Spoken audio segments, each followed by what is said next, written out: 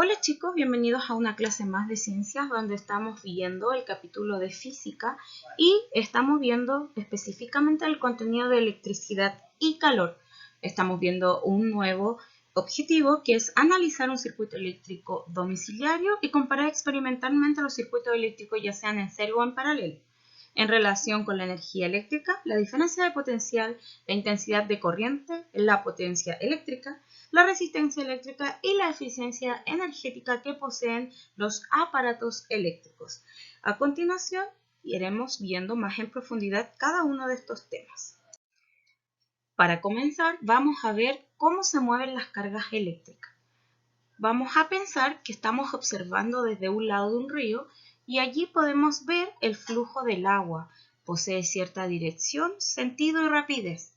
Por otro lado, dicho flujo se puede medir, pero para poder hacer esto necesitamos saber qué cantidad de agua circula en un tiempo determinado.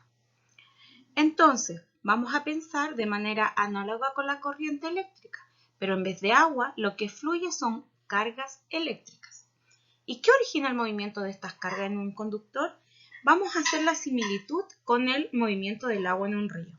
Como podemos observar en la imagen de más abajo, para que el agua circule entre dos puntos debe existir una diferencia de altura entre ellos. En otras palabras, el agua se debe entregar energía para conseguir que ésta fluya.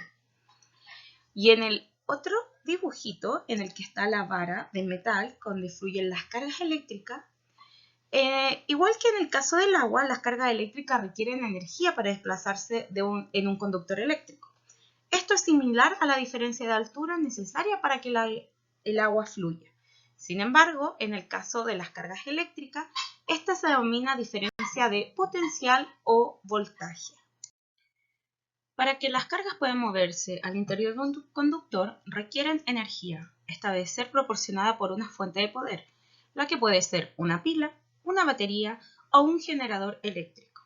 Es importante señalar que no solo se debe considerar la energía eléctrica que suministra un dispositivo, sino también la cantidad de cargas que requiere mover, como por ejemplo cuando queremos echar a andar el ventilador en la casa, debemos conectarlo a la corriente eléctrica para que éste funcione. Comprenderás que no es lo mismo aplicar una determinada energía en una sola carga a que un millón de ellas. Es por ello que es necesario introducir una nueva magnitud, la diferencia de potencial eléctrico o voltaje. Esto corresponde a la cantidad de energía que debe suministrar la fuente de poder por cada unidad de carga que se moverá. La unidad de medida del voltaje es el volt y se abrevia con una V mayúscula, en homenaje al físico italiano Alessandro Volta, quien fue el inventor de la pila eléctrica. Acá en la parte inferior de la pantalla de la diapositiva podemos ver los tres diferentes tipos de fuentes de poder. Tenemos una pila seca que está compuesta por elementos como zinc y carbono. Tenemos una batería o pila húmeda, la cual está compuesta por celdas de plomo que están insertas en un medio ácido. Un generador eléctrico que transforma distintos tipos de energía. Energía como la química o la energía cinética la transforma en energía eléctrica. En la parte superior de la pantalla podemos ver que hay un instrumento el cual mide la diferencia de potencial eléctrico y se llama voltímetro. Ahora vamos a ver cómo vamos a medir la intensidad de la corriente eléctrica. La intensidad de la corriente eléctrica, está denominada con la letra I mayúscula, se define como la cantidad de carga, Q, que atraviesa una sección transversal A de un conductor en un tiempo T. Como podemos ver en la imagen, tenemos un conductor y la sección transversal A está denominada por un anillo, ¿verdad? Y podemos ver el movimiento de las cargas. Por lo tanto, la intensidad será Q dividido por T. Q, que se define como la cantidad de carga, se mide en coulomb y el tiempo está medido en segundos. Y la unidad de intensidad, que sería coulomb dividido en segundo, se llama ampere y se denomina con la letra A mayúscula. En la parte inferior de la pantalla podemos ver que hay un cuadro y dice circulación de carga, intensidad y sentido. Vamos a ir viendo una a una de estas definiciones. Vamos a comenzar con la circulación de carga. Al interior de un conductor podemos ver que los átomos están formados por cargas eléctricas que están en equilibrio. Si no existe una diferencia de potencial, es decir, no está conectado a una fuente de poder, entonces no presentan una dirección clara en su movimiento. Podemos observar acá que las partículas se mueven en todas direcciones.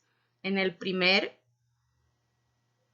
dibujo, donde dice circulación de carga, en el dibujo de más abajo dice con corriente.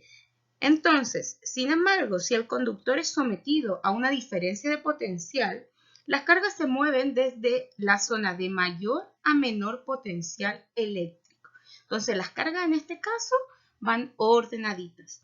Ahora veremos lo que es la intensidad.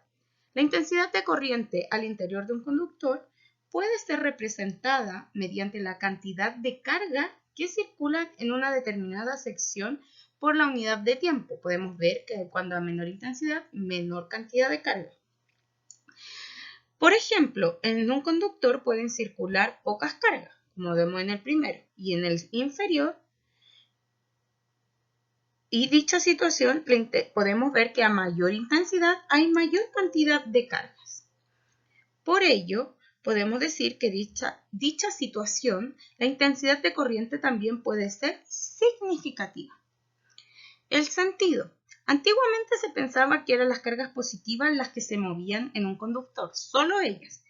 Pero el sentido del movimiento de dichas cargas se denomina sentido convencional de la corriente, cuando se pensaba que solo las cargas positivas se movían. Sin embargo, en los conductores como el cobre o el aluminio, son los electrones los que se mueven, es decir, las cargas negativas, como vemos en el dibujito de abajo del sentido, que están representadas de color azul. Es por ello que al último se le denomina sentido real de la corriente. Allí podemos ver ambos ejemplos. Vamos a continuar viendo otro concepto, que es resistencia eléctrica. Cuando una corriente eléctrica circula por un conductor, también experimenta dificultades para avanzar. Este fenómeno se conoce como resistencia sobre una corriente eléctrica. Esto se prueba ya que todos los materiales presentan en mayor o menor medida una cierta resistencia al avance de las cargas eléctricas, la que depende principalmente de la configuración atómica y molecular del conductor. Como vimos en el ejemplo anterior, dijimos que el cobre y el aluminio eran mejores conductores de la electricidad. Eso quiere decir que presentan poca resistencia al movimiento de las cargas. Cuando las cargas eléctricas transitan por un conductor, como vemos en la imagen, que opone una gran resistencia a su avance, estas pierden energía y la energía cedida por las cargas se transforma en energía calórica. Por esta razón, algunos conductores eléctricos aumentan la temperatura, como se muestra en la imagen de la parte superior. También vamos a ver lo que es resistividad. Como dijimos, todos los materiales presentan una cierta resistencia al paso de la corriente y esto lo llamaremos resistividad y será denominado con la letra Φ. Consideremos un conductor de longitud L, que es decir, el largo, el área transversal A, que dijimos que estaba representada por el anillo, y vamos a decir que en el conductor la resistencia es directamente proporcional a la longitud, es decir, al largo del conductor, e inversamente proporcional al área, sino a la sección de área de este conductor. Y para calcular la resistividad o la resistencia se tiene que será Φ por el largo dividido por el área.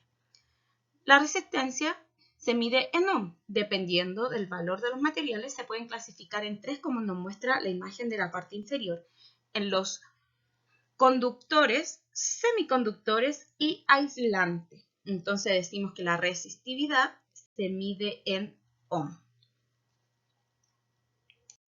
Ya vimos que la resistencia y la resistividad es la oposición que ponen los conductores para el flujo de las cargas eléctricas. Es por esto que, como ya hemos visto, en un circuito interactúan las tres magnitudes que estudiamos durante esta clase, que es la diferencia de potencial o voltaje, la intensidad eléctrica y la resistencia. Estas tres están relacionadas por la ley de Ohm y cuyo modelo matemático se relaciona de la siguiente forma. La resistencia es igual a la diferencia de voltaje dividido por la intensidad. Para que quede más claro, haremos un clarito ejemplo. ¿Cuál es la resistencia de un circuito por el que circula una corriente eléctrica de 2 amperios con una tensión de 12 voltios? Lo primero que debemos hacer es reconocer cada dato a qué corresponde. Los volts o voltios corresponden a la diferencia de potencial y en este caso son 12. Y 2 amperios corresponden a la intensidad, porque dijimos que la intensidad se medía en amperes. Vamos a aplicar la fórmula. Entonces la resistencia nos quedará igual a 12 partido por 2. Y los volts partido por amperes es ohm. Por lo tanto, la resistencia es de 6 ohm. Espero, chicos, que les haya gustado la clase, que hayan podido comprender y recordarles que pasen por su actividad y resuelvan los ejercicios que quedaron propuestos en su doc. Recuerden que esta actividad deben ser desarrolladas en su cuaderno. No deben enviar por correo estas actividades, solo cuando se les pida y sea necesario. Espero que tengan una buena semana y nos vemos hasta la próxima clase.